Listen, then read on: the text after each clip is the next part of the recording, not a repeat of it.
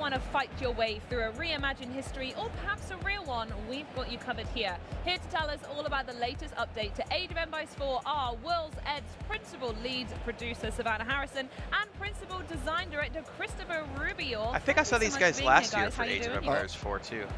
Yeah, we're doing great. Hi, Charlie. Good stuff. Like, oh, God, I think I'm good, but I need to talk on camera for a minute. We're doing awesome. I think we're having, the show has been great, so and it's awesome to be here to talk about the game. Absolutely, and your booth is full every time I look at it, so fantastic reaction. So let's talk about Dynasties of the East. Let's hear a little bit more about it and what it's going to add to the Age of Empires 4 experience. Yeah, absolutely. I mean, I've been waiting to talk about this expansion for ages. That's not meant to be a pun. It just kind of came out. Nice. Well done. So I'm so excited that today's the day. I'm going to be patient for, I don't know, 15 more seconds, though, because I think it's important to say that, you know, this is a big week for Age of Empires 4 All Up. Not only have we announced the expansion, but we also announced that Age of Empires 4 is coming to PlayStation 5 on November 4th. So how exciting. It's so exciting, right? We're so excited to have more people able to play Age 4. So just, I don't know, just a great week. We're overjoyed. Yeah. It's awesome. Expanding the family. Yes, it's always great to expand. It's always great to see when things come to more platforms. More platforms are better. Are you kidding me? Don't worry, we've been practicing them. I'm sure we'll pull out a few more. But Dynasties of the East is really going to be a great expansion to jump in with. It's full of content that we know people know and love. We're introducing 4 new variant civilizations, 8 maps, which are a mix of kind of very competitive focused and also a little bit more casual, a little bit more fun and quirky. Really excited for people to learn more about them. And then 6 new biomes, which are just breathtaking. I mean, they'll take you from the temperate fall to the Greek islands. Those are my favorite ones so far. Absolutely love those. Yeah, Team did a great job. I want a vacation in there. Absolutely, yeah, for sure. So should we talk a little bit about the Crucible then, actually, here? So this is the new single-player mode. So Savannah, can you explain exactly, I've got loads of questions here. I'm going to try and pace it because I'm so excited. What exactly is a roguelike RTS, and how does that work within the context of Age? Yeah, absolutely. I mean, the Crucible, we're incredibly excited about it, right? Franchise first experience. It's going to blend not just the classic RTS gameplay that we all love, but it's also including elements of roguelite in that there are randomized objectives. So every time you play, there's something new to do. We'll probably talk a little bit more about them in a bit. It is on my list of things to ask. And then there are also elements of kind of hold against the horde gameplay. You're being attacked by enemy waves as you work to defend your wonder. It's also just a very customizable mode, something that, you know, footage that we're showing right now is kind of walking through the initial setup. You can go in, you can change your civilization, choose any civilization that you want. Which has always been a great feature of Age All Up, is exactly how much you can tailor the next few hours of your life that you want to play, right? Absolutely, right? Are you looking for a challenge? Awesome. We have a difficulty for that. We are going to challenge you. Are you looking to just like kick back and have a good time?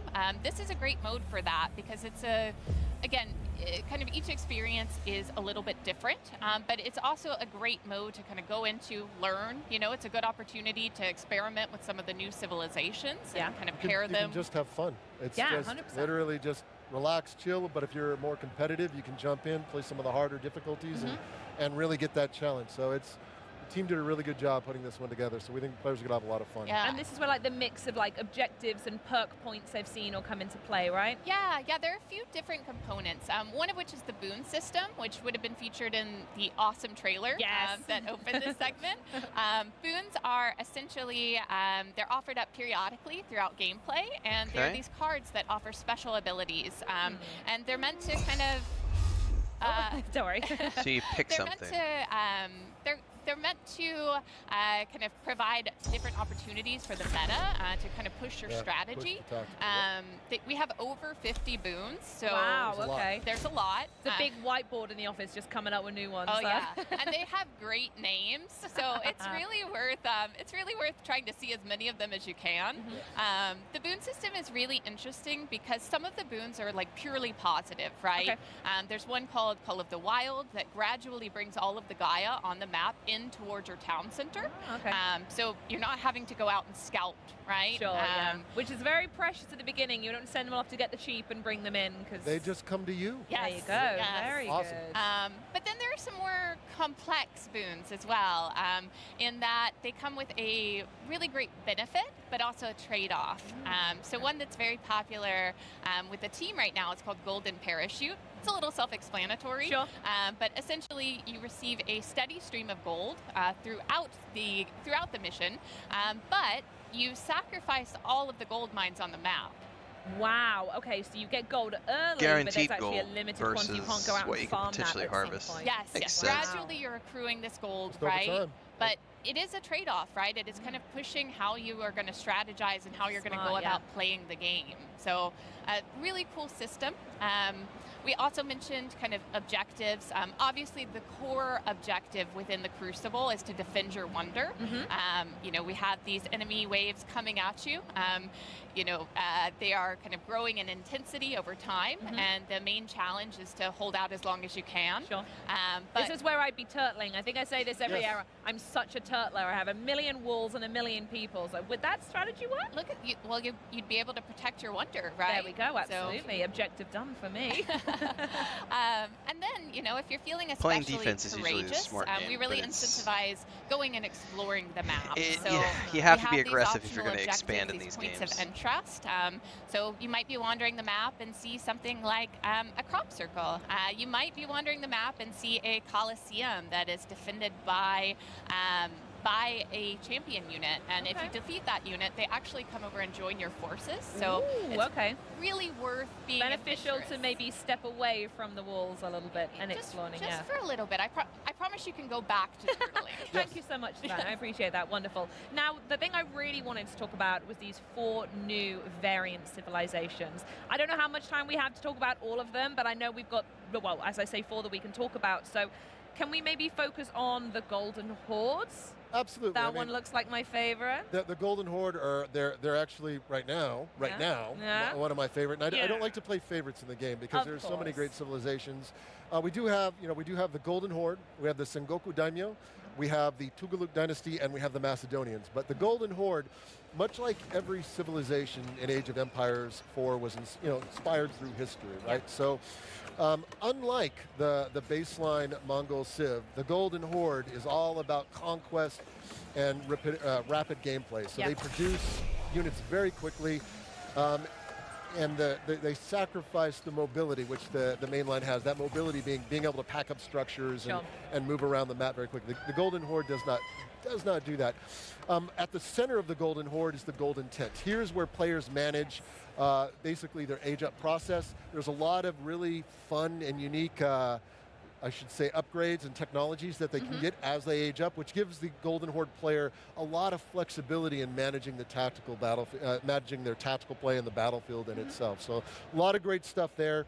They also have all of our civs. I should say every variant civ has unique units, structures, and technologies. It's not and elephants. And there are elephants in the game, which we associate that's back to the Tugaluk Dynasty. But there's a lot of really cool things. One of the things that I love about the Golden Horde are the fact that they can build palisades onto the battlefield. Beautiful.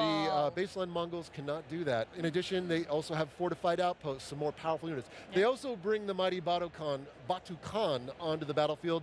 Again, and they have these Torgud units that are heavy melee or heavy cavalry that they bring on. There's a lot of really cool synergy between the units and how they play on the battlefield. So there's a lot of great stuff that players can take advantage of. And again, basically, it all comes back to one of our core pillars in Age 4, which is there's a lot of asymmetry in how this civilization's played. And our teams have done a fantastic job of maintaining that. Now that I think, we'll be at 22 civs with the release of this DLC. So, and that's a lot to maintain. And as you say, have that different sort of play style. And that's actually one of the core things about each civ is that when we go to design them, it's how are these civs going to play? How are Wrong they place for that question, Q. When they're brought onto the battlefield. We don't cover travel topics on this channel.